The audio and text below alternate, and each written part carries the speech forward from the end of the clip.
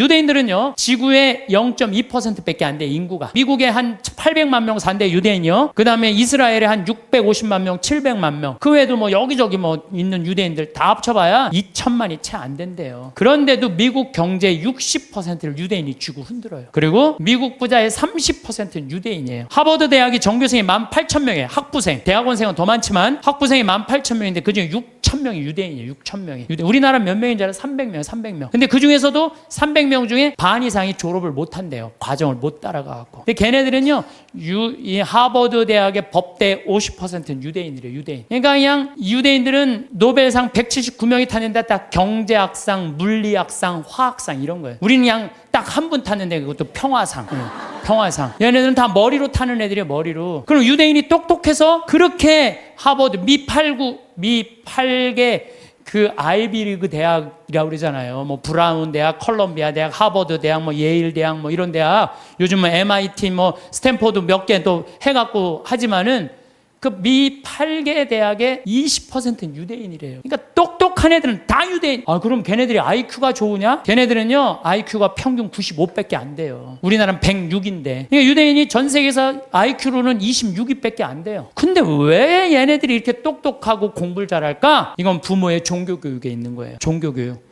유대인들은요, 3살만 되면요, 토라, 모세오경 읽어줘요. 그 다음에 탈무드 얘기해줘요. 끊임없이 얘기를 해주는 거예요. 얘기. 솔로몬 얘기, 다윈 얘기, 무슨 뭐, 그 다음에 머리 긴 누구의 그거, 힘센 삼손 얘기, 그 다음에 뭐, 이삭 얘기, 아브라함 얘기, 야곱 얘기, 뭐, 요셉 얘기, 모세 얘기.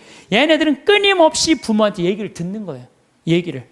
탈무드도 얼마나 부모한테 지혜로운 얘기를 많이 들어요. 뭐 배 타고 가는데 사람들이 자기 재물 막 자랑하니까 랍비가 나는 그런 거 하나도 안 부럽다. 당신 아무것도 없는데 뭐가 부러우냐? 난 머릿속에 재물이 있다. 그 무슨 머릿속에 재물이 있냐? 그러니까 배가 풍랑에 맞았는데 그냥 다 버리지 않으면은 배가 가라앉게 생겼으니까 재물은 다 버렸다. 재물은 다 버렸는데 그 랍비는 아무것도 안 버려도 항구에 도착하니까 머리에 지식을 가지고 선생이 돼갖고 먹고 산다. 진정한 재물은 뭐다? 지혜다, 지혜. 이런 걸 계속 얘기해 주는 거예요, 유대인들은. 근데 우리나라 사람들은 뭐라 그래요? 공부해. 너 잠 좀 그만 자고 공부해. 너 텔레비전 그만 보고 공부해. 너 게임 좀 그만하고 공부해. 너 나중에 고생 안 하려면 공부해. 20년 동안 대한민국 엄마들은요, 공부하라는 얘기만 해요. 밑도 끝도 없이 공부하라고만 해. 애들이 엄마한테 듣는 건 지혜 얘기 하나도 안 들어. 오로지 공부해. 이 얘기만 듣는 거예요. 개들은요, 10마디 정도 알아듣는다고 그래요. 개들은. 내가 키우는 개도 일어나, 기다려, 손, 엎드려, 먹어, 가. 이 정도 알아들어요. 개들. 내가 우리 방에서 키우는 개 나라하고 한 번도 내가 대화를 해본 적, 너 대통령에 대해서 너 어떻게 생각하냐? 한 번도 내가 얘기해 본 적 없어요. 얜 개니까 말귀를 못 알아듣잖아요. 말귀를 못 말 안 하는 거예요. 근데 여러분들 자녀들한테요, 마치 개한테 하는 엄마들 많아요. 일어나, 밥 먹어, 학교 가, 시험은, 숙제는, 공부해, 고생하지 싫으면 공부해, 나중에 다 알아, 공부해. 20년 동안 공부하라는 얘기만 해요. 그러니까 애들이 제일 지겨운 게 공부하라는 얘기 듣는 거예요. 엄마가 유대인들은요, 왜 자기네들이 히틀러한테 600만 명이 홀로코스트 학살을 당했는지, 왜 2000년 동안 떠돌아 다녀야 되는지, 왜 자기네들 이집트로 끌려가야 되는지, 어떻게 이집트에서 탈출했는지, 40년 동안 왜 광야를 떠돌아 다녔는지 다 얘기해줘요. 역사에 대해서. 애들이 역사를 다 아는 거예요. 근데 우리나라는 왜 5.18 광주 민주 학생운동이 왜 일어났는지 얘기해주는 부모가 얼마나 돼요? 예? 군인들이 그냥 나라를 뭐 구테타를 일으켜서 하려고 그러니까 그거 들고 일어나는데 와 500명의 그 꽃다운 아이들이 다 죽은 얘기해줘야죠. 왜 우리나라는 남북으로 갈라져서 전쟁을 해요? 네? 같은 민족끼리 서로. 왜 남북으로 갈라졌어요? 해방을 했는데 북은 소련이 갖고 가고 남은 미국이 갖고 갔잖아요. 왜? 해방을 우리 자체적으로 못했잖아요. 독립 우리 자체적으로 한 게 아니잖아요. 원자폭탄 터뜨렸고 손들고 소련이 진격하고 미국이 갖고 가는 판 나는 거예요. 이 나라를 우리가 지키지 못한 거예요. 하다못해 1868년 이 일본은 천황을 중심으로 해갖고 나라를 통일을 해갖고 항공모함 비행기 만들 동안 우리 뭐 했어요? 사색 당파 나눠줘 갖고 이를 왕으로 세울 거냐 저를 왕으로 세울 거냐 이러고 싸우다가 나라 뺏길 때 총 한 번 못 쏴보고 나라 뺏긴 거 참 치욕의 역사를 갖고 있는 거예요. 그러니까 우리 정신 차려야 된다 이런 얘기 해야 안 해요? 하나도 안 해요. 밑도 끝도 없이 공부해라는 밑도 끝도 없이 왜 공부해라는 게 우리가 북이 우리나라 뺏기면 종교도 자유도 다 없어진다. 이 나라는 우리가 지켜야 된다. 이런 얘기 해줘야죠. 우리 부모들이 오로지 공부하라 그래. 공부하라는 얘기만 들은 애가 이제 대학교 법대를 갔어.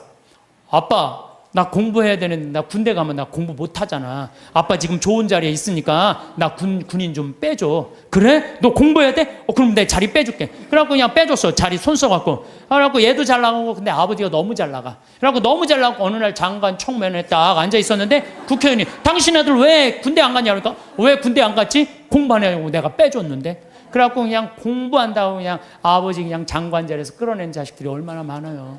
그렇지 않아요? 얘가 역사의식이 있고 부모가 역사의식이 있었으면 내 나라는 네 나라는 누가 지켜야 된다? 네가 지켜야 된다. 그럼 얘가 아버지 나 군대 갔다 올게요. 이 나라 내가 지켜야죠. 내가 앞으로 이 나라의 지도자가 될 건데 내가 지켜. 이 소리 할 거 아니에요. 부모가 그런 얘기 해요 안 해요? 하나도 안 해요. 오로지 공부해라는 얘기만 오로지. 너 하나 잘 되려면 공부해라. 내가 작년에 그 이제 갈릴레아까지 다 갔어요. 그랬더니 네게부 사막 체험을 또 데리고 가더라고요. 근데 거기 가 보니까요, 고등학교 3학년 유대인 천재애들이 30명 정도 온 거예요. 근데 얘네들이요, 의대, 공군사관학교, 법대 합격한 애들이에요. 저녁에 모닥불을 피면서 내가 얘기를 했어요. 야, 니네들 우리나라는 남자만 군대를 2년 간다. 근데 니네들은 고등학교 졸업하자마자 저기만 남자 3년, 여자 3년. 얘네들은 고등학교 졸업하자마자 다 군대 가요. 3년씩. 그래서 이스라엘에 가보면요, 군인 애들이요, 거의 청소년 애들이에요. 고등학교 졸업하자마자 가갖고. 그래서 내가 니네들 진짜 군대 가는 거 원하느냐? 볼런티어 하는 거냐? 그랬더니 의대 합격한 애가 눈이 반짝거리면서 뭐래느냐? 우리는 6억 명의 이슬람 속에서 둘러싸여 산다. 근데 우리 600만 명이 살아남으려면 내 나라는 누가 지켜야 된다? 내가 지켜야 된다. 얘네들은 분명한 거예요. 분명한 거예요. 근데 우리나라는요, 그런 역사의식, 민족의식, 주변 상황, 그런 게 하나도 얘기 안 해줘요. 오로지 공부해. 성당 너 공부하려면 성당 내가 6년 동안 너 관면해줄게. 성당도 안 나가고 공부만 하는 거. 역사도 모르고. 이게요, 결코 건강하게 키우는 게 아니에요. 신앙이라는 건요, 아무것도 아닌 것 같아도 신앙이 얼마나 중요한 건데. 그러니까 유대인 아인슈타인, 에디슨, 프로이드, 스티븐 스틸버거 다 유대인이에요. 근데 얘네들 다 자라면서 한 얘기가 다 부모예요. 전 세계에서요, 부모가 아무 일도 안 하고 엄마가 자녀 교육에만 매달리는 나라가 두 나라 있어요. 하나는 이스라엘, 하나는 대한민국이에요. 두 나라가 있대요. 근데 이스라엘은 왜 그렇게 아이들이 승승장구하고, 우리나라는 그 미국의 최고 좋은 대학만 가면요, 10%가 졸업을 못 한대요. 10%도 졸업을 못 한대요. 왜냐하면 아이들이에요, 대화가 없어서 그래요. 신앙도 없고. 신앙이라는 게 아무것도 아닌 것 같지만요, 정말 중요한 게 신앙이에요. 저는 한번 부산에서 어디 강의를 가게 됐어요. 정말 너무너무 이제 차가 막혀갖고 이제 아주 정말로 그야말로 그냥 속이 바짝바짝 탔어요. 내비게이션이 가르쳐 주는데 불안하더라고. 내비게이션이 이렇게 가는데 분명히 성당이면 시내 한가운데일 텐데 이상한 대로 계속 하는 거예요. 이게 맞는가 계속 가는데 도착했습니다. 딱 그랬는데 벌판인 거예요. 강의는 5분 남겨놨는데 미치겠더라고요. 그래서 내비게이션을 내가 두들겨 펴려고 그랬어요. 이놈의 새끼 이거 제대로 안 가르쳐 줬다고. 여러분들이 자식에 있어서 여러분들이 뭘까요? 내비게이션이에요. 여러분들이 인생의 내비게이션들이에요. 근데 여러분들이 안내를 했어. 안내를 했는데 전혀 엉뚱한 데다 안내를 해놨어. 그래갖고 애가 인생 끝에 갔는데 인생의 참 의미를 모르고 허탈하는 경우가. 그럴 때 어떻게 할 거예요, 여러분들? 정말 과연 내가 내 자식한테 인생의 내비게이션 역할을 잘하고 있는가? 내비게이션 최고의 좋은 내비게이션 역할은 뭐예요? 신앙생활이에요. 이정표 확인하듯이. 그래서 하느님 꽉 붙잡고 살아야 되는데 너 공부하려니까 너 끊어. 그래갖고 거미가 나뭇가지 타고 나는 거 줄 끊듯이 그냥 신앙을 딱 끊어버리는 거예요. 성당도 마찬가지예요. 여러분들 자녀들이 왜 성당 나가기 싫어하는 줄 알아요? 여러분들이 자녀들한테 뭐라 그래? 성당 가, 성당 가, 성당 가, 성당 가, 성당 가. 그 얘기만 해요. 왜 성당 가야 되는지 얘기해 주는 거 없잖아요. 아브라함 얘기를 묵상을 해서 얘기를 해준다든가, 솔로몬 얘기를 해준다든가, 우리 김대건 신부님 얘기를 해준다든가, 최양업 신부님 얘기를 해준다든지, 아니면 프란치스코 성인의 삶을 얘기해 준다든지, 우리 비오 성인 이탈리아 로톤도에 오상 받은 신부님 얘기를 해준다든가, 파티마 성모님, 루르드 성모님, 과달루페 성모님, 이번 르완다 성모님 발현했다고 그래요. 1982년에 르완다 성, 그런 얘기 하나도 안 해줘요. 오로지 성당가, 성당가, 성당가, 성당가, 그 얘기만 하는 거예요. 근데 애들이 두 가지를 하기 싫은 거예요. 성당 가고 공부하는 거. 이거 두 가지가 싫은 거야. 네. 두 가지를 안 하는 거예요. 이유를 얘기해 줘야 될 거 아니야. 왜 성당 가야 되는지, 왜 공부해야 되는지. 이유를 안 해주고 무조건 그냥 성당 가, 공부해, 이야기.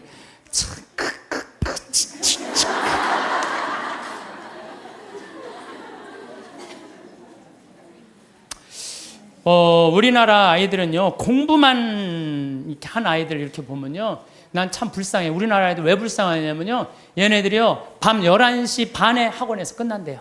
그럼 집에 오면 숙제가 있대요. 새벽 2시까지 숙제한대요. 아침 6시 일어나야 되는데 또 아침에 학교 가서 수업해야 되니까. 그러니까 얘네들이 친구를 사귈 시간이 없는 거야. 중고등학교 때 친구 우정이 평생을 가는 거 아니에요. 근데 자기 숙제하고 학원 다니냐고 친구를 만나서 친구들하고 놀아야지 우정을 나눌 거 아니에요. 그런데 이게 친구를 사귈 시간이 없는 거야. 나는 우리나라 애들, 나는 이해가 안 되는 단어가 있어요. 아니, 학기 중에 새벽에 학교가, 밤중에 자율학습회, 학원과 새벽 2시까지 숙제, 방학 때 무슨 보충 수업을 또 해. 얘네들이 뭐가 모자란다고 보충 수업을 하냐고요. 방학 땐, 방학이라는 단어를 그럼 쓰지. 방학이라는 건 배우락을 놓을 방자를 쓰는 거예요. 공부하는 걸 놓는 게 방학이에요. 근데 이때 또 그냥 무슨 정말로 이게 정말 너무 답답해. 너무 답답해. 그러니까 아이들이요. 근데 우리나라가 그렇게 공부를 해도 효과가 좋으냐? OECD 국가 중에 우리나라가 학업 성취도가 24위예요. 30개 나라 중에. 잘 사는 나라. 핀란드, 내가 핀란드, 덴마크 다 다녀왔어요. 근데 걔네들은요, 오후 3시면 집에 다 가요. 엄마 아빠하고 같이 놀고 대화해요. 대화하는 게 공부하는 것보다 훨씬 교육 수준이 좋대요. 걔네들은 정말로, 걔네 성취도 1위예요. 오후 3시면 다 집에 가요. 부모하고 얘기해요. 그래 애들이 사람 냄새가 나는 거, 사람 냄새가. 근데 우리나라는요, 사람 냄새가 안 나요, 애들이. 나는 길거리에 눈 허옇게 뜨고 돌아다니는 애들 이해가 돼요. 아니, 그러는데 허옇게 안 뜨고 다니는 애들 어디 있어? 태어나서 공부해. 이 얘기만 그냥 태어나갖고 좀 산 좀 보려고 그러니 엄마가 그냥 정신 나가면 그냥 창문에다 가나다라 마바 차탁갔다니 누워서 모빌이 돌아가는데 기억력을 니글이 돌아가고. 아니, 이런 애들이 중고등학교 돼갖고 제정신으로 다니는 애도 어디 있어요? 눈 허옇게 뜨고 어른이 몸만 눈 뒤집어 뜨고 흰 눈동자 95%, 까만 눈동자 5%. 나는 요즘 애들 폭력적이고 반항적인 거 이해가 돼요. 당연히 그렇게 만드는 거 지금. 애들 정서적으로 잘 키워야 될 거 아니에요. 저는요, 중고등학교 때 내가 성당 다녔는데 성당 생활이 주야. 학교는 취미예요, 취미. 수업만 끝나면 무조건 성당 갔어요. 수업만 끝나면. 예술제 한다고 나는 유대철 역할 했어요. 어렸을 때 유대철 성인 역할, 연극하고 기도하고 아이들끼리 모여서 누구 위해서 기도하고 또 뭐 여름에 좀 캠핑 간다면 한 달 내내 물건 준비하고 또 친구들끼리 싸우고 화해하고 이러면서 우정이 쌓이는 거예요. 그 성당에서도요, 우리는 성가 화음 마친다고 8명이 모이면요, 뭐 테너 저기 베이스 이게 하면서 애들 8명이 성가하고 그랬어요. 학교에서도. 나만 그런 게 아니에요. 우리 중고등학교 때는 토요일 날, 일요일 날이면 다 교회, 다 성당, 다 절에 갔어요. 그러니까 애들이 신앙생활이 기본이었어요. 그 중고등학교 때 신앙생활이라는 건 뭐냐면 거룩한 거에 깃들이는 거예요. 그러니까 우리 친구들 중에 12명이, 남자애들이 12명, 남자, 여자 한 20, 30명 됐는데 남자들이 12명, 그중에 6명이 신학교 간다고 그랬어요. 그중에 3명이 신학교 갔어요. 하나는 외방선교회, 하나는 이번에 무슨 안식년 끝나고 난 다음에 그동안 쭉 교도소 사목하다, 하나는 환경하고, 나머지 3명도 하나는 아마 내가 정말 존경하는 친구인데 학교 선생님, 아마 학교에서도 정말 열심히 해. 지난번에 그 학교 강의 갔더니 저 선생님은 신부님 되는 게 낫겠다고 신학교 가려고 그랬던 아이니까. 또 하나는 교수하고 있고, 또 하나는 무슨 신협 이사하고 있고, 또 안 간다는 친구들도 어렸을 때 다 우리 신학교 가자 이랬던 애들이에요. 그래서 수원시청에 한번 갔는데 내 친구가 하나 있는데 팀장이래요. 그러고 저 오 팀장님은 신학교 가는 게 남분이라고. 그러니까 어렸을 때 신학교 가고 성당에서 어울리는 애들은요, 거룩해요. 거룩하고 정의로운 곳에 맛을 들여요. 여러분들 신문지에다가 생선을 싸면요, 비린내가 나요. 신문지에다 향을 싸면요, 향이 나게 돼 있어요. 애들한테 공부해 이것만 하면요, 애는요 자기만 알게 돼 있어요. 경쟁만 할 줄 아는, 서로 친구끼리 화목하게 협동하고 이러는 게 없어요. 지금 애들은 그냥 나만 공부하면 되는 거야. 그러니까 얼마나 세상이 각박하냐 이거예요. 그러니까 난 우리 중고등학교 때 성당 다니는 애들, 교회 다니는 애들, 절 다니는 애들, 정말 열심히 한 애들이 학교에서도 공부도 다 잘했어요. 보면은. 근데 그게 어느 순간인가 자율학습 학원에 다 뺏겨버린 거야. 그러면요, 공부는 잘할지 모르지만 나라는 안 건강해요. 왜? 중고등학교 때 신앙을 통해서 거룩한 가르침을 들은 애들은요, 저는 불교 가르침이든 천주교 가르침이든 개신교 가르침이든 종교라는 건 최고로 높은 가르침이에요. 그 가르침을 듣고 자란 애들은 달라요. 달라도 뭐가 달라요. 근데 그냥 아무것도 안, 지금 애들이 성당 가서 성서를 제대로 들어요. 자기네들이 토론을 해요. 아무것도 안 하잖아요. 그러니까 그냥 서로 왕따 시키고 그냥 정말 우리가 깜짝깜짝 놀랄 일들이 뉴스만 보면 나오잖아요. 여러분들 칼 마르크스가 자기 자본주의 막 공산주의 혁명할 때 종교는 뭐라 그랬어요? 인민의 아편이라고 그랬죠? 그리고 공산혁명 뭐 뭐 소련에서 일어나고 다 일어났어. 근데 소련은 어떻게 됐어요? 지금 어떻게 됐어요? 완전히 쫄딱 망하고 포기했어요. 공산주의. 그리고 공산주의 국가 중에 잘 사는 나라 있었어요? 아니, 잘 사는 거 기쁨이, 우리 공산주의 하면 딱 어디 인상 쓰고 이런 것만 있잖아요. 이게 하느님을 놓치면 그렇게 되는 거예요. 우리가 종교라는 게 이 인간이 살아가는데 절대적인 중심인 거예요. 난 일본은요, 난 망한다고 생각해요. 왜? 일본은 천황이에요, 천황. 자기네들이 무슨 동굴에서 뭐 일장에 뭐 뻥 또 뭐 태양의 아들이라고, 무슨 개뿔 태양의 아들, 무슨 태양의 아들이에요. 태양의 아들이 그래요. 이 아시아 전쟁 일으켰을 때 2200만 명이 죽었어요. 그럼 반성해야 될 거 아니에요. 근데 얘네들은요, 기준점이 없어요. 그냥 자기네들만 잘 먹고 잘 살면 되는 거야. 그러니까 얼마 전에 스위스 제네바에서 자기네들은 인권국가라고 그러니까 다른 민족 다 크크크 웃었잖아요. 전 대표가 다 웃었어요. 그러니까 그 대사가 shut up.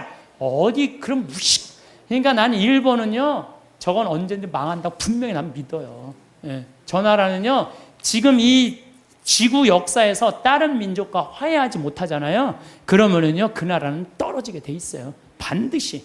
근데 저거 우리 용서도 청하지 않고, 독일은요, 끝까지 남아있는 마지막 한 사람까지 다 보상하겠다는 거 아니에요. 그 독일하고 일본하고, 여러분 어떻게, 일본 놈이라는 말이 그래서 나오는 거예요. 일본 놈이라는 말이. 예. 왜? 이게 국가적인 양심의 반성을 안 하는 거예요. 그리고 무슨 위안부가 아니죠. 성노예죠. 자기네들이 강제로 끌려가고.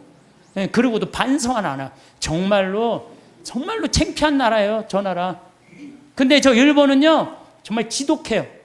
자기네들이 저렇게 하자면 살자면 저 지독한 놈들이야. 근데 난 저런 식으로 앞으로 세계에선 절대 인류국가 못 되는 나라예요. 저 일본은 하류예요. 아무리 자기네들이 기술이 좋아도 하류예요, 하류. 북한은 어때요, 북한? 김일성이 아버지 아니야, 아버지. 근데 김일성이 정말 높은 가르침을 줬어요? 지금 북한 주민들 굶어 죽어요. 우리 집에 내 탈북자 한 분 지금 근무를 하고 계세요. 생선을 못 먹어요. 먹어봤어야지. 고기를 못 먹어. 고기를 먹어. 심지어 계란도 못 먹어. 먹어본 적이 없는데. 하느님을 빼버리고는요, 절대 나라가 건강할 수가 없어요. 저 나라는, 아니 저게 말이 돼요? 저 북한, 여러분들 북한 지금 말이 된다고 생각하세요? 국민들은 다 굶어 죽는데. 참 답답한 노릇이에요. 예. 그래서 여러분들, 우리가요, 하느님을 꽉 붙잡고 살 때 양심의 소리를 들을 수 있는 거예요. 양심의 소리를 들을 수 있고, 인간이 잘못하다가도 하느님이, 예수님이 이건 아니다, 성서에 다 나와 있잖아요, 이건 아니다, 그러면 그래, 우리가 이렇게 잘못했지. 독일 사람들이 그래서 반성하고 자기네들 회개하고 그러는 거 아니에요. 근데 일본은 누가 반성 회개 기준이 없어. 기준이 그냥 저렇게 나가고 있는 거예요. 나는 일본은 반드시 망한다고 난 믿어요. 반드시 망할 거예요. 저 나라는.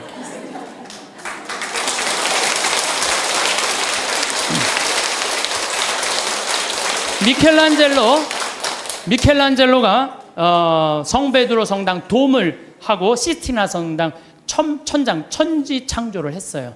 근데 교황님이 미켈란젤로를 불러서 너 받고 싶은 돈 액수를 다 대라. 그랬더니 미켈란젤로가 뭐라고 그러냐면은, 교황 성하시여, 내가 재능을 하느님으로 받아서 하느님께 다시 돌려드리는데 무슨 보상금이 필요합니까? 나는 이거 하늘나라 들어가는 입장 봉헌하겠다고. 하늘나라 들어가면 입장료로 봉헌하겠다고 그래요.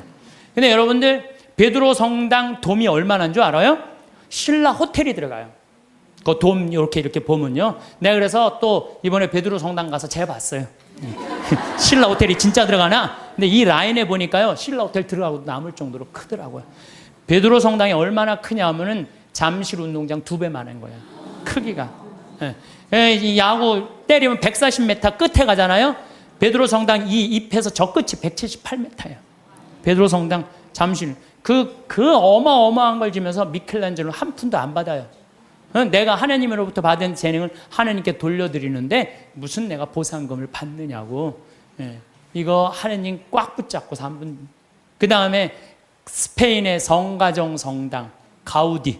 이 가우디는 지금 가경자예요. 복자 바로 밑에. 이분은 장가도 안 갔어요. 이 성당 하느님 집 짓는다고요? 옷도 아닙니다. 그냥 집 짓다가 너무 피곤하면 그 성당 앞에 공원이 있어요. 공원에 누워있으면 그 상거지, 그런 거지가, 그 천재가. 그래서 사람들이 이렇게 불쌍하다고 돈 주면요, 깨보면 막 동전이 이렇게 쌓여있으면 이거 신축금 한다고 이렇게 갖다 공사하는 사람들한테 주고. 오로지 하느님의 일만을 하다가 간 분이죠. 이게 하느님의 일만을 하다가 간 분들 참 많은 하느님의 입장료죠. 여기 오신, 사실은 여러분들 이 평창까지 오신 여러분들은 내가 보기에는 적어도 가슴에 여권 있는 분들이에요. 여권 있어요, 없어요? 여권 있는 분들이에요.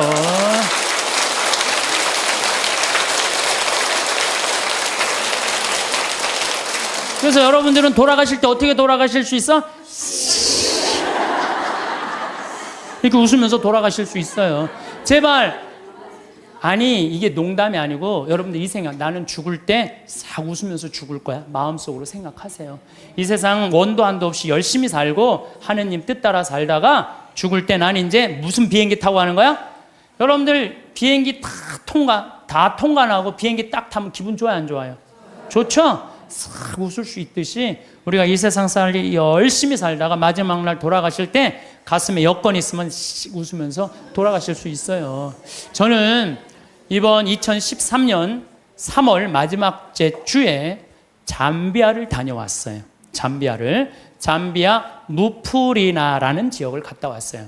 내가 잠비아를 왜 가게 됐느냐면은 작년에 한 5월 6월경에 수녀님들이 프란치스코 제3의 수도자들이 피정을 왔어요. 우리 교우들이 피정을 왔는데 수녀님들이 도우러 왔는데 수녀님 16분이 왔는데 한 분이 얼굴이 새카만 거야. 그래서 내가 수녀님한테 물어봤어요. 수녀님, 남들은 다 얼굴이 하얀데 수녀님 왜 새카마냐고. 그랬더니 이 수녀님이, 신부님, 저는 잠비아에서 농장을 한다는 거예요. 무프리나 지역에서. 왜 농장을 하냐 그러니까 거기 그냥 다 굶어 죽어갖고 농장을 해서 거기에 있는 젊은 아이들한테 농업을 가르쳐서, 잠비아가요 우리나라보다 7배 커요. 남한보다. 땅이 엄청, 그리고 다 평지. 근데 얘네들이 농사를 질 줄 모르는 거야. 그래서 수녀님이 나는 거기 농사를 가르쳐서 잠비아 사람들이 잘 먹고 살게 해주려고 지금 농장을 운영한다는 거예요. 그래서 내가 눈이 이만해졌어요. 수녀님 무슨 농장을 해요? 그랬더니 몇 평이야? 그랬더니 80만 평이래요. 80만 평. 수녀님, 근데 한국은 왜 들어오셨어요? 17년 동안 거기서 사셨대요. 17년 동안 아프리카에서 사니 새카맹에 암이 걸린 거야, 암이. 라고 치료도 하고, 그 다음에 또 뭐라고 그러더라? 기숙사를 짓는데 돈이 없어갖고 돈 모으러 왔대요. 그래서 마침내 사는 맛 책 파는 인세가 한 2천만 원 들어왔길래 수녀님 내가 이거 줄게. 근데 시부님이 우리하고 무슨 상관이 있어서 이 돈을 한 번에 주냐? 밑도 끝도 없이 돈을 왜 주냐? 수녀님 무슨 소리를 이렇게 섭섭하게 하느냐고. 수녀님 하느님 일하고 나도 하느님 일하는 사람이야. 근데 수녀님이 아프리카에 가서 나는 생태마을을 꾸미고 싶은 게 내 꿈이야. 근데 수녀님이 이미 생태마을을 아프리카에서 꾸미고 있는데 내 일을 대신해 주는데 이 돈은 돈도 아니다. 가져가라. 그랬더니 시부님 딱 요 돈이 모자랐다는 거예요. 너무너무 감사하다고.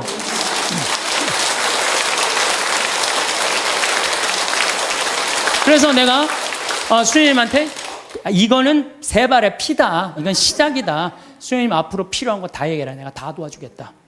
수녀님 도대체 우리한테 왜 이러시는 거냐고. 걱정하지 말아라. 수녀님 내가 원래 아프리카의 생태마을 꾸미고 싶은 게 내 꿈이다. 근데 이미 수녀님이 하고 있으니까 내가 아프리카에 굳이 안 가도 수녀님만 도와줘도 될 것 같다. 그래서 이번에 이제 3월 달에 아프리카를 갔어요. 근데 갔는데 그냥 갈 수 있어요? 의사 선생님들, 치과 선생님 셋, 위생사 선생님 셋, 그 다음에 뭐 대학 자원봉사자들, 그 다음에 뭐 설계사 선생님 다 해갖고 20명 데리고 갔어요. 가갖고 농업학교에 기자재, 대학으로 승진하는 데는 기자재가 필요하대요. 그 2천만 원어치. 또 학교 타타샤라고 학교에 가보니까 학교에 또 타타샤 뭐 아주 여러 지역이 있더라고. 병원, 학교, 고아원을 다 운영을 하더라고. 학교에는 학생 하나가 10권을 가지고 공부를 한대. 책 살 돈이 없어갖고.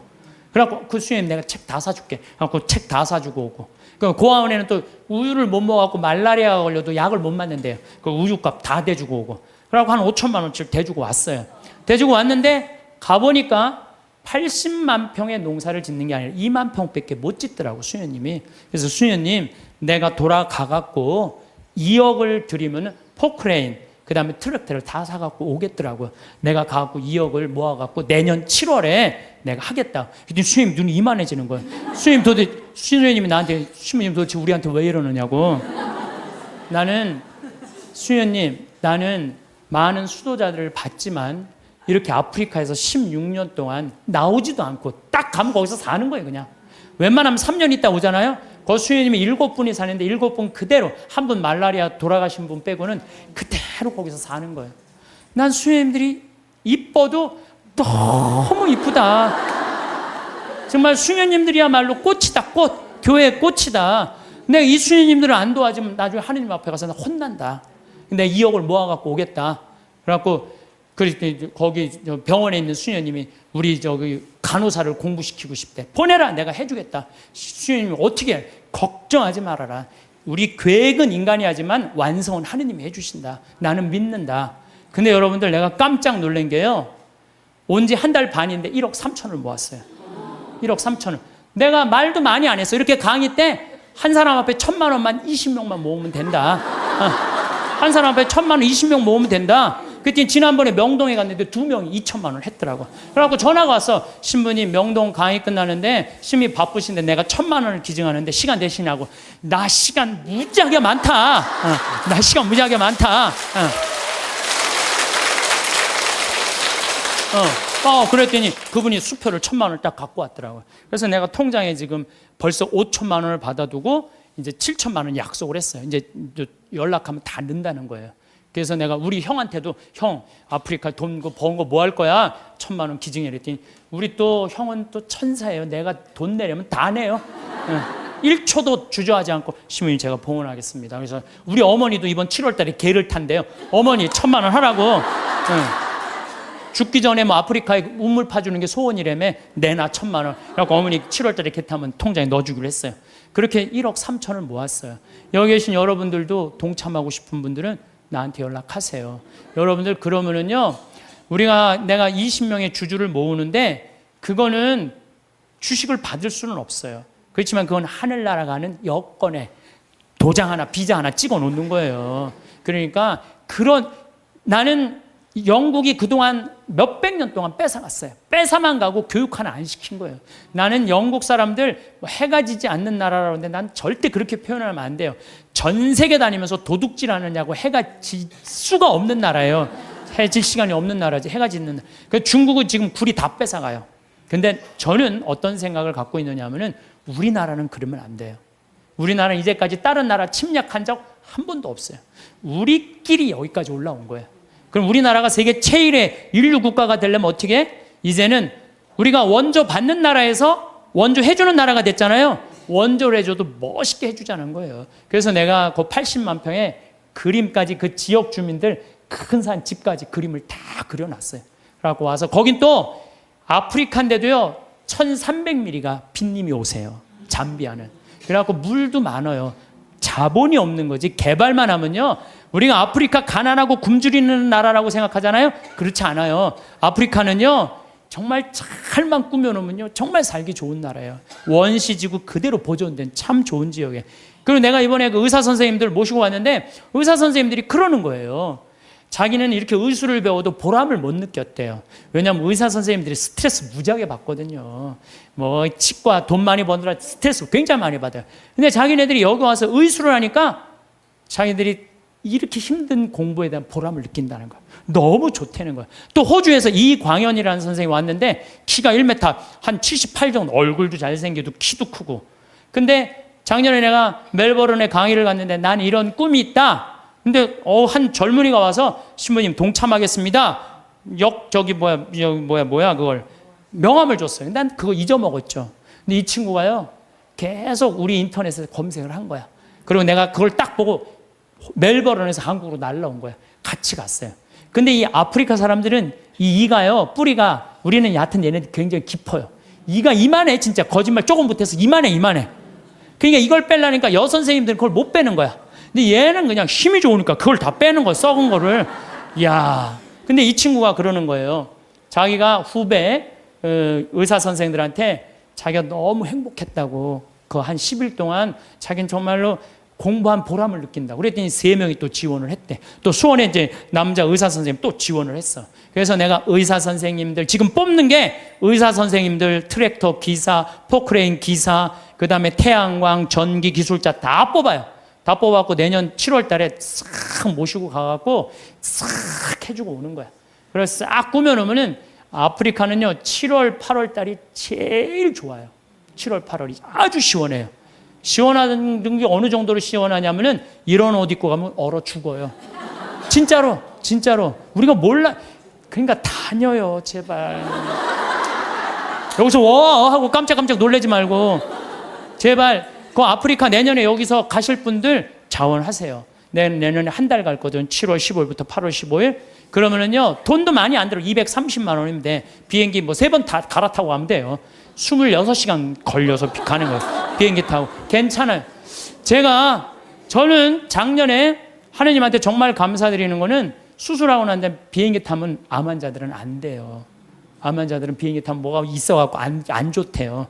그런데도 나는 타고 다녀요, 지금도. 그럼 작년에 진복 8탄 거기서 우리 목사님이 얼마나 열심히 기도해. 그냥 은총 그냥 받아갖고. 근데 난 이번에도 갔다 왔는데 조금 힘들긴 했지만은 그러다 죽으면 얼마나 좋아요. 하느님 일하다가 죽는 건데. 그런 거 두려울 게 아니에요. 아무것도 안 하는 게 무서운 거죠. 하다가 죽는 건 하나도 안 무서운 거예요. 혹시 여러분들 자녀들 가운데 공부하기 싫어갖고 유세 부리는 놈들 있죠? 그런 놈들 공부해 그럴 필요 하나도 없어요. 그냥 나한테 한 달만 맡기세요. 아프리카 한 달만 데려갔다 오면요 얘네들 인간이 변해요. 왜? 걔네들 사는 거 보면요 정말로 그냥 맨바닥에서 산다고 생각해도 돼. 흙바닥에서 사는 거예요. 대한민국 사람들이 뭘 모르는 줄 알아요? 대한민국이 이렇게 잘 먹고 잘 사는 걸 몰라요. 지금 우리나라 너무 잘 먹고 잘 사는 거예요. 그냥 맨날 서울 사람들은 나는 하층민이다. 참 내가 정말 답답한 거예요. 한국처럼 잘 사는 나라가 어디 있어요. 근데 우리가요 대한민국이 뭘 못해. 욕심이 너무 많아요. 온 국민. 아니 2,300억 2,000억 갖고 뭐 하려고 그걸 그렇게 갖고 있어요. 나는요 그래서 인간은 죽어야 된다고 생각해요. 인간은 반드시 죽어야 돼. 그러니까 2,000억 있는데 80살이야. 쓰지도 못하고 억울해. 나 이거. 그 사람도 2,000억 놓고 죽어요. 그렇죠? 나 한 푼도 없어. 그래도 죽어. 그러니까 죽을 때 진짜 억울한 건 2,000억 있고도 쓰지도 못한 사람은 억울해서 못 죽어요. 그렇지 않아요? 근데 2천억을 의미 있게 봉헌하고 가는 사람은 죽을 때도 웃으면서 죽을 수 있어. 근데 이거 안 뺏기려고 무슨 벌진 아일랜드에다가 뭐 페이퍼 컴퍼니 만들어 얼마나 추해요. 도둑질한 국가로부터 도둑질한 걸 동생한테 맡겼더니 동생이 안 주네. 또 내놓으라고 그러고 주라고. 여러분들 우리는 하느님으로부터 받은 거니까 하느님께 되돌려 줘야 돼요. 미켈란젤로 말처럼 되돌려 줘야 돼요. 저는 그래서 아프리카를 이렇게 보면서 우리나라 사람들이요, 여러분들 이제 여기 지금 앞에 예쁘장한 분들 많이 앉아있는데 여러분들 120살까지 안 죽어요. 그럼 몇 년 남았냐면 70년 남아서 70년. 뒤에 계신 우리 할머니, 오늘은 할머니들이 왔다고 그러는데 할머니들이 내 눈에 하나도 안 보여. 아줌마들만 보여. 아줌마들이. 이것도 걱정해. 70 먹으면 70 먹은처럼 보여야 될 거 아니야. 아줌마처럼 보이는 거, 이것도 내가 보기엔 나쁜 거예요. 왜 늙어도 늙은 흉내를 안 내. 다 젊어. 근데 젊은 채로 그냥 집에서 있으면 재미없어요. 이미 독일 사람들, 미국 사람들은요, 50, 60 되면요, 아프리카에서 2년, 3년 살다가 가요. 봉사활동하고. 그러면서 자기의 삶이 풍요로워지는 거예요. 여러분들 여기 있어서 1년에 2천만 원, 3천만 원 쓰나 아프리카 가갖고 2천만 원 정말로 풍요롭게 쓸 수 있어요. 그래서 하느님을 꽉 잡고 하느님 속에서 살아야 된다는 거예요. 제 얘기는 하느님 속에서 살아. 그러니까 대한민국 사람들이 뭘 모르느냐? 이렇게 잘 사는 걸 모르고 일본하고 중국이 그렇게 강대국인 걸 대한민국 사람들이 몰라요. 그것도 걱정이에요. 왜냐하면요, 우리나라는요 정말로 아슬아슬한 지정학적 위치 속에서 살고 있어요. 그러니까 우리나라 국민들이요 항상 역사의식을 갖고 있어야 돼요. 자녀들한테 우리가 역사에 어떤 고통을 겪었고 지금도 어떤 상황이 있는지 누구 입에서 나와야 돼? 부모 입에서 나와야 돼요. 그러니까 여러분들이 항상 깨어서 기도하고 깨어서 살아야 된다는 얘기죠. 저는 지금 우리 대한민국 국민들이 돈 버는데 너무 눈이 빨개져 있는 것 같아요. 번 돈을 가지고 얼마나 가치 있고 이 사회에 소외되는 사람들이 없도록 하는 노력이 더 필요한 거. 이제는 우리는 이제 출세 안 해도 돼요. 돈 많이 안 벌어도 돼요. 이제 먹고 살 만큼 다 살아요. 제가 이제까지 환경 문제 때문에 뭐 또 아프리카 자원봉사 다닌다고 다녀보면은요, 우리나라는 잘 먹고 잘 사는 거예요. 이거를 의미 있게 쓸 줄을 모르는 거지, 출세도 이 정도만 하면 됐어요. 예, 그러니까 여러분들 오늘 이후부터 누구를 꽉 붙잡고 사느냐? 하느님을 꽉 붙잡고. 우리는 삶의 질을 높여야 돼. 삶의 질의 기본은 뭐냐? 신앙이에요, 신앙. 언제나 양심의 소리를 귀 기울일 수 있도록 이끌어주는 신앙 생활을 해야지 우리 나라도 건강하고 우리 사회도 건강하고 우리 가정도 건강해요. 하느님 꽉 붙잡고 사십시오. 제가 다시 한번 말씀드리지만은 우리가 마지막 날 하늘나라 여행 떠날 때 베드로 성인이 여권 내놔라. 나 여권이 없는데요. 여권이 도대체 어떻게 마련하는 거예요? 여권 어떻게 마련해요? 마태복음 25장에 뭐라 그랬어요? 내가 굶주릴 때, 헐벗었을 때, 감옥에 갇혔을 때, 목말랐을 때 나한테 찾아와주고 옷 입혀주고 물 먹여주고, 그게 바로 나에게 해준 것이다. 오른편에 있는 사람, 너희들 하늘나라에서 준비한 상을 받아라. 그러죠? 왼편에 있는 사람들한테 너희들은 저쪽으로 가라. 영원히 꺼지지 않는 불 속으로 가라. 우리가 당신 언제 그렇게 천대했다고 그러냐고. 내 이웃 중에 가난하고 굶주리고 감옥에 갇히고 헐벗어 사는 사람 돌보지 않는 게 곧 누구한테 돌보지 않는 거다? 나를 돌보지, 예수님이 나를 돌보지 않은 거다. 하늘나라 여권 준비하는 거 어려운 거 아니에요. 여러분들 어려운 이웃한테, 특히 아프리카, 잠비아, 물론 우리 이제 내년에는 제가 페루도 가고 브라질도 가고 많이 갈 계획을 다 갖고 있어요. 그럴 때 내가 못 가더라도 어떻게? 동참이라도 해라. 동참이라도 해라. 예, 그게 하늘나라 여권 딱. 그래서 딱 비행기 탈 때 저기 막 수속할 때 베드로 성인이 여권, 그럼 여기 있습니다. 딱 여권 여권 어디 있지? 이거 내가 먹고 사느냐고 바쁘고 여권 준비 못했네요. 그럼 넌 저리 어두운 데로 가라. 땅을 치고 통곡해도 아무 소용 없다는 거예요. 적어도 여기 오신 여러분들은 내가 보기엔 돌아가실 때 어떻게 돌아가실 수 있어? 정말로 여러분들 돌아가실 때 나는 이제 누구 만나러 간다? 예수님 만나러 간다. 하느님 만나러 간다. 내 여행은 환상적일 것이다. 그런 마음으로 여러분들 사시면 이 세상에서도 즐겁고 저 세상에도 즐거울 거예요. 그래서 여러분들 돌아가실 때 웃으면서 돌아가시기를 바라겠습니다. 늦은 밤 11시가 넘어서도 학원 셔틀버스를 기다리는 아이들의 모습이 이제는 너무도 자연스러운 풍경이 되었습니다. 우리는 아이들에게 공부하라는 외침으로 어떻게 좋은 성적을 받을 것인가에 대한 방법론만 주입하고 있습니다. 좋은 대학에 가려면 어떤 과목을 집중해서 공부해야 하는지, 좋은 직장에 취업하려면 어떤 스펙을 쌓아야 하는지 말입니다. 하지만 정작 왜 살아야 하는가에 대한 질문은 사라졌습니다. 수많은 지식과 정보를 습득하지만 그것을 꿰뚫는 자신만의 관점이나 철학이 없는 유능하지만 공허한 인간으로 성장하고 있는 것은 아닐까요? 이 글에서는 자녀에게 공부라는 기술적 훈련을 넘어 삶의 의미와 방향을 설정하게 돕는 이야기를 들려주는 것이 왜 중요한지에 대해 함께 생각해보고자 합니다. 공부는 분명 중요합니다. 특정 문제를 해결하는 지식과 기술을 가르쳐주죠. 하지만 삶에서 마주하는 복잡하고 예측 불가능한 문제들은 단순한 지식만으로 해결할 수 없습니다. 본래 인간의 성장을 위한 수단이었던 공부가 어느새 목적 그 자체가 되어버렸습니다. 이는 아이들을 성적이라는 획일적인 잣대로 평가하게 만들고 과정의 의미를 잃게 합니다. 생각해보면 우리 아이들은 정말 많은 것을 알고 있습니다. 영어 단어도 수백 개씩 외우고 수학 공식도 척척 풀어냅니다. 하지만 정작 왜 공부를 해야 하는지, 내가 정말 원하는 것이 무엇인지에 대한 답은 갖고 있지 못합니다.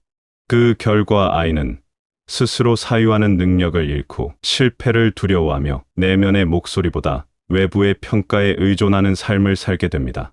그렇다면 우리 아이들이 스스로 생각하고 삶의 방향을 찾을 수 있도록 도와주는 방법은 무엇일까요? 바로 이야기가 가진 힘을 떠올릴 필요가 있습니다. 여기서 말하는 이야기는 단순한 전래동화나 어린이용 책이 아닙니다. 문학, 철학, 역사, 그리고 부모님 자신의 삶의 경험까지 포함하는 깊이 있는 이야기입니다. 문학은 직접 겪어보지 못한 타인의 삶과 감정을 깊이 있게 체험하게 합니다. 흥부가 왜 그렇게 착하게 살았는지, 춘향이는 왜 변학도의 유혹을 거부했는지 함께 이야기해보면 어떨까요? 이를 통해 공감 능력을 기르고 인간의 복잡한 내면을 이해하며 편협한 시각에서 벗어나게 됩니다. 책 속 주인공들의 고민과 선택을 함께 들여다보면서 아이는 자신과 다른 생각을 가진 사람들을 이해하는 법을 배웁니다. 이것이 바로 진정한 소통의 시작입니다. 문학 작품을 읽고 나서 이 주인공의 마음이 어땠을까? 만약 내가 그 상황에 있었다면 어떻게 했을까? 같은 질문을 아이와 함께 나누면 좋겠습니다. 정답이 있는 것이 아니니까 아이의 생각을 충분히 들어주고 존중해 주시면 됩니다. 심청이가 아버지를 위해 인당수에 몸을 던진 이야기를 들려주면서 효도란 무엇인지, 사랑이란 무엇인지 함께 생각해보는 시간을 가지면 어떨까요? 요즘 아이들에게는 다소 무겁게 느껴질 수 있지만 그런 깊은 사랑과 희생의 의미를 알게 되면 마음이 한층 더 단단해질 것입니다. 아이들이 가장 필요로 하는 것은 정답이 아니라 질문입니다. 철학적 이야기는 나는 누구인가, 무엇이 옳은가와 같은 근원적인 질문을 던지게 합니다. 정해진 답을 찾는 것이 아니라 스스로 답을 만들어가는 사유의 근육을 단련시킵니다. 친구가 거짓말을 하면 어떻게 해야 할까? 성공이란 무엇일까? 같은 질문을 일상 대화에서 자연스럽게 던져보면 어떨까요? 아이의 어설픈 대답이라도 끝까지 들어주고 함께 고민해보는 시간을 가지면 좋겠습니다. 어린 시절부터 이런 질문들을 접한 아이는 자연스럽게 깊이 있는 사고를 하는 습관을 기르게 됩니다. 왜 거짓말을 하면 안 될까? 라는 때 선생님이 그러니까 나쁜 짓이니까 라고 답하는 것이 아니라 정말로 거짓말이 왜 나쁜 것인지 스스로 생각해보게 되는 것입니다. 때로는 아이가 어른들을 당황하게 할 만한 질문을 던질 수도 있습니다. 왜 착하게 살아야 해요? 나쁜 사람이 잘 사는 것 같은데요? 같은 질문 말입니다. 이런 질문을 받았을 때 당황하지 마시고 오히려 정말 좋은 질문이네 라고 격려해주면 좋겠습니다. 그리고 함께 그 답을 찾아가는 과정 자체가 바로 철학적 사유의 시작입니다. 그렇다면 부모는 어떻게 아이에게 이런 이야기를 들려줄 수 있을까요? 무엇보다 중요한 것은 가르침이 아닌 대화로 접근하는 것입니다. 이야기는 일방적인 가르침이 아닙니다. 식탁에서 오늘 본 뉴스에 대해, 주말에 함께 본 영화에 대해, 부모님이 젊었을 때 겪었던 고민에 대해 자유롭게 대화하는 것에서 시작됩니다. 아버지가 너 나이 때는 참 고민이 많았단다. 친구들은 모두 서울로 나가는데 나는 시골에 남아서 할아버지를 돌봐야 할지 말지. 이런 이야기를 들은 아이는 부모도 자신과 같은 고민을 했다는 것을 알고 인생의 선택에 대해 더 깊이 생각하게 됩니다. 중요한 것은 일방적으로 훈계하는 것이 아니라 진심으로 소통하려는 마음입니다. 아이가 학교에서 친구와 다퉜다는 이야기를 할 때 내가 잘못했구나 라고 성급하게 판단하기보다는 어떤 일이 있었는지 자세히 들려줄래? 라고 물어보면 어떨까요? 그리고 아이의 이야기를 끝까지 들은 후에 부모님의 비슷한 경험이나 생각을 나누어 주면 좋겠습니다. 아버지도 학교 다닐 때 친구와 싸운 적이 있었는데 하면서 그때의 감정과 해결 과정을 솔직하게 이야기해 주시면 됩니다. 이런 대화가 쌓여갈 때 아이는 부모를 단순한 보호자가 아니라 인생의 선배로 존중하게 됩니다. 숙제 다 했니? 묻기 전에 그 책에 나오는 주인공은 왜 그런 선택을 했을까? 너라면 어떻게 했을 것 같아? 질문을 던져보면 어떨까요? 자녀의 어설픈 생각이라도 끝까지 들어주고 존중하는 태도가 중요합니다. 아이가 모르겠어요 라고 하더라도 재촉하지 말고 괜찮다, 천천히 생각해보자 라고 말하며 기다려주면 좋겠습니다. 생각하는 힘은 하루아침에 생기지 않습니다. 예를 들어 아이가 동화책을 읽고 있다면 재미있어? 라고 묻기보다는 이 이야기에서 누가 가장 용감했을까? 만약 내가 그 상황에 있었다면 어떻게 했을까? 물어보면 어떨까요? 아이가 대답을 하면 왜 그렇게 생각해? 라고 한 번 더 묻고 그 생각의 근거를 들어보는 것입니다. 이런 대화가 반복되면 아이는 자연스럽게 깊이 있게 생각하는 습관을 기르게 됩니다. 그리고 자신의 생각을 논리적으로 표현하는 능력도 함께 기르게 되지요. 무엇보다 중요한 것은 틀렸다는 평가를 하지 않는 것입니다. 아이의 생각이 어른이 보기에 부족하더라도 그런 생각도 있을 수 있겠네라고 인정해주면 좋겠습니다. 무엇보다 부모님이 자신의 삶에서 어떤 가치를 중요하게 여기고 어려움을 어떻게 극복해 나가는지를 보여주는 것 자체가 가장 강력한 이야기입니다. 삶의 태도와 철학은 설명하는 것이 아니라 증명하는 것입니다.